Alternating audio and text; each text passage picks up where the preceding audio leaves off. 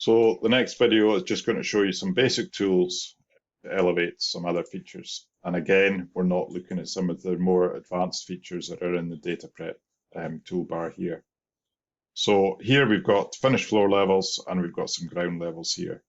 So what I may want to do is just grab this string here and just right click, and I'm going to, in fact, before I do that, what I'll do is I'll just offset the line, and I'm going to put an offset distance of just 5 mil. Choose which direction I'm going to offset it, so the side to offset, I can see I've got a left or right. I'm just going to basically highlight that and click in the plan view so it's outside, and I'm not going to bother with a vertical offset. What we could often do here is relayer it, which we're not going to do in this instance. And then we've got two strings here. The first string, what I'm going to do is, it's a polyline at the moment, and I want to set that out with my finished floor level.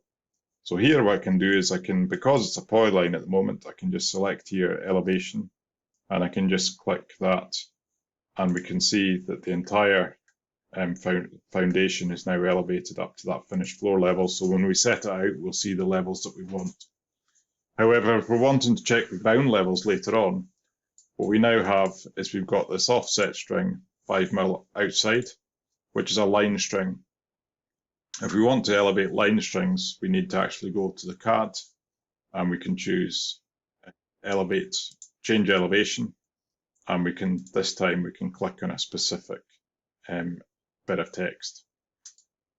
And all of these are all at 28.85, so I don't need to, I can just elevate the entire line. So it's an absolute elevation, and it's that value there. And what we now have is two strings, one at the finished floor level and one at the ground level. I'm not seeing any of these that have a different ground level as we go around them. If we did have any instances of a different ground level, then we could choose to put those in as vertical points of intersection. So that's just showing you some basic tools to elevate houses within Trimble Business Centre.